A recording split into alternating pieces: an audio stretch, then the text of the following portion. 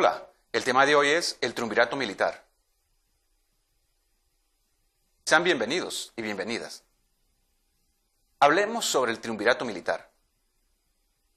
Se preguntarán, ¿qué es un triunvirato? Un triunvirato es una forma de gobierno en la que participan tres personas, es decir, está integrada por tres personas que tienen, en términos teóricos, los mismos poderes y se organizan entre sí.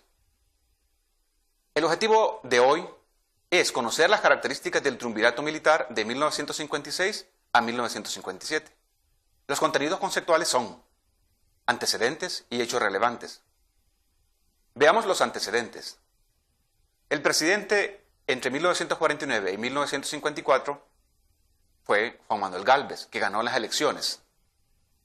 Él se enfermó en el 54 y dejó la presidencia en su vicepresidente, Julio Lozano Díaz.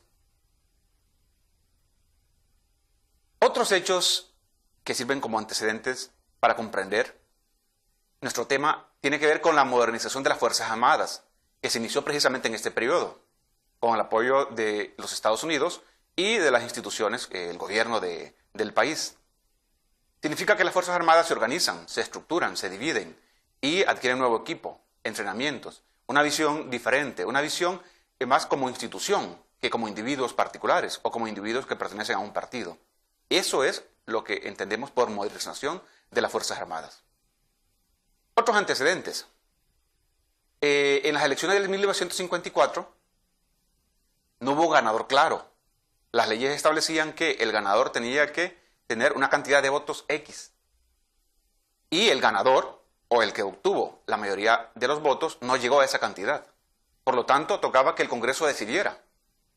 Pero el Congreso no decidió. Y no decidió porque los miembros del Partido Nacional no asistieron al Congreso. Por lo tanto, el Congreso no podía tomar decisiones. Y el vicepresidente Julio Lozano Díaz, que en ese momento había tomado el poder, entonces asume el poder, no como vicepresidente, sino como presidente. ¿Sí? Y a partir de ahí, digamos, inicia un gobierno que de alguna manera va a manifestar la intención del presidente de continuar, digamos, más allá de lo adecuado, de lo que se consideraba oportuno en la presidencia. El gobierno prepara una constituyente, una Asamblea Nacional Constituyente que iba a elaborar una nueva constitución y llamará elecciones para elegir a un presidente. El vicepresidente y presidente Julio Lozano Díaz forma el Partido de Unidad Nacional. Claro, como él estaba en el poder, este partido recibió mucho apoyo, ¿no? Y en términos prácticos era el que tenía mayores posibilidades de ganar porque controlaba los recursos desde el poder, desde el gobierno. Julio Lozano Díaz también presionó a los opositores, que en este caso eran los liberales, ya que él era miembro del Partido Nacional. En las elecciones del 54, los precandidatos fueron Tiburcio Carías Andino, por el Partido Nacional, Ramón Villeda Morales, por el Partido Liberal, y Abraham Williams Calderón, por el Partido Nacional también, solo que hubo una división entre Abraham Williams Calderón y Tiburcio Carías Andino. Otros hechos relevantes. El 21 de octubre de 1956, las Fuerzas Armadas dan un golpe de Estado, específicamente la Fuerza Aérea, debido a que el vicepresidente Julio Lozano Díaz, en ese momento presidente, intenta, digamos, mantenerse en el poder por vías no legales. Se forma un triunvirato, es decir, un gobierno formado por tres personas, y estaba integrado por el general Roque Rodríguez, por el coronel Héctor Caraccioli y por el mayor Roberto Gálvez Barnes.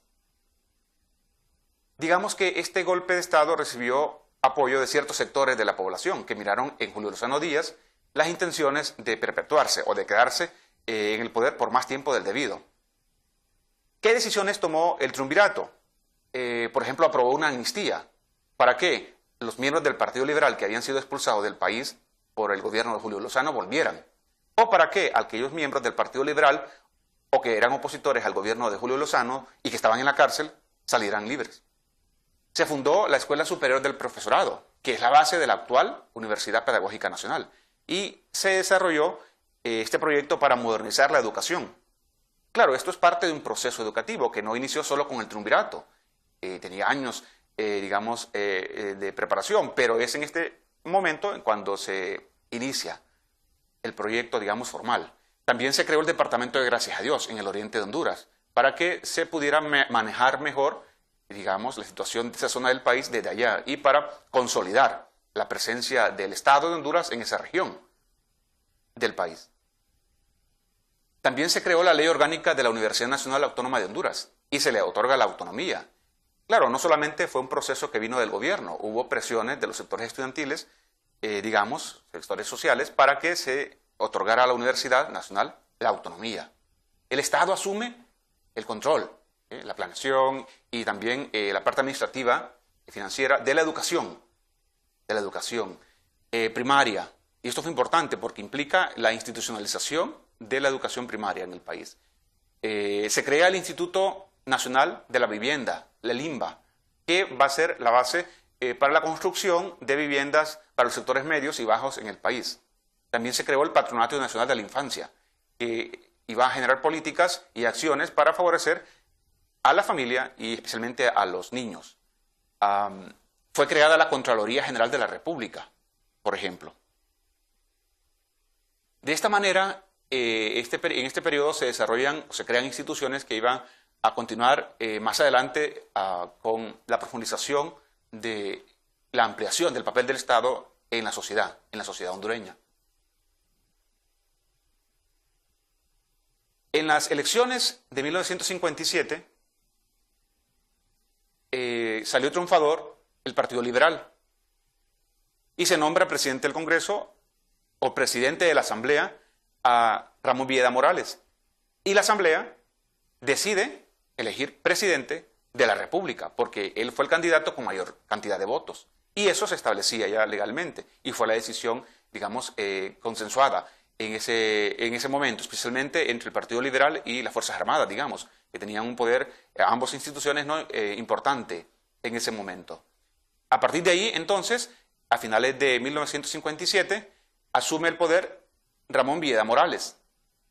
Y la Junta, o el triunvirato, ¿no?, digamos, desaparece. Primero es expulsado, o sale un miembro, Roque, el general Roque.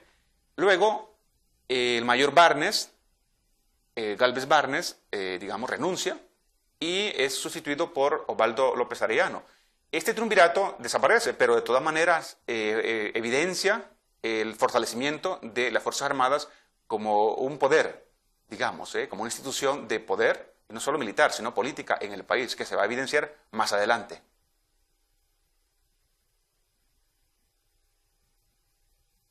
Es la hora de la tarea. Prepara un resumen sobre cuál fue el papel de las Fuerzas Armadas en el golpe de Estado de 1956. El objetivo alcanzado ha sido conocer las características del triunvirato militar de 1956 a 1957. Los contenidos conceptuales desarrollados han sido antecedentes y hechos relevantes. Muchas gracias por su atención. Hasta luego.